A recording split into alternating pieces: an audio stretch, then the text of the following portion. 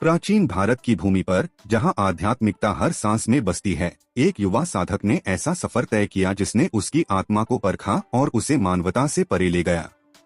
यह साधक था गोरखनाथ, नाथ संप्रदाय के एक महान योगी, जिसने खुद को 12 साल की कठोर तपस्या के लिए समर्पित किया। लेकिन यह सिर्फ साधारण तपस्या नहीं थी, यह एक परीक्षा थी जिसे खुद शिव ने देखा और परखा।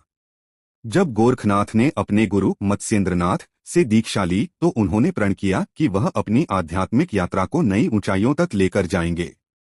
मगर ये 12 साल आसान नहीं थे। उन्होंने खुद को पृथ्वी के कोने में अलग कर लिया, जहां प्रकृति ने उनकी इच्छा शक्ति का परीक्षण किया।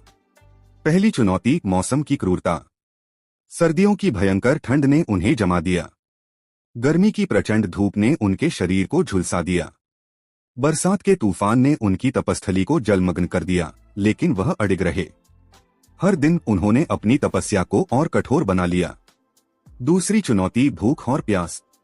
कई दिन ऐसे भी आए जब उनके पास भोजन का एक दाना तक नहीं था।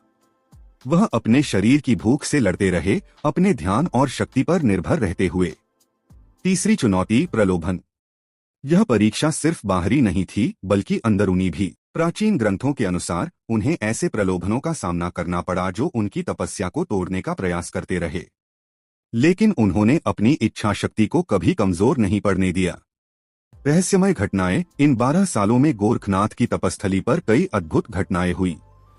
एक रात जब आसमान सितारों से भरा था, शिव ने खुद उनके सामने प्रकट होकर उन्हें दिव्य दृष्टि दी। कहा जाता है कि उनका स्थान रात में चमक उठता था, जैसे वहां कोई दैवीय शक्ति काम कर रही हो। उनके ध्यान में गंगा जल और हिमालय के पर्वतों की दिव्य छवि आती रही, जो उनकी आत्मा को शक्ति प्रदान करती रही। परिणाम, 12 साल के बाद गोरखनाथ ने अपनी तपस्या पूरी की। जब वह बाहर निकले तो उनका चेहरा प्रकाश से भरा हुआ था। उनकी आंखों में दिव्यता झलक रही थी। उनके शरीर से ऐसी आभा निकल रही थी जैसे वह किसी और ही दुनिया के प्राणी हो। उन्होंने नाथ परंपरा की नींव रखी, जिसने पूरी मानवता को प्रेरणा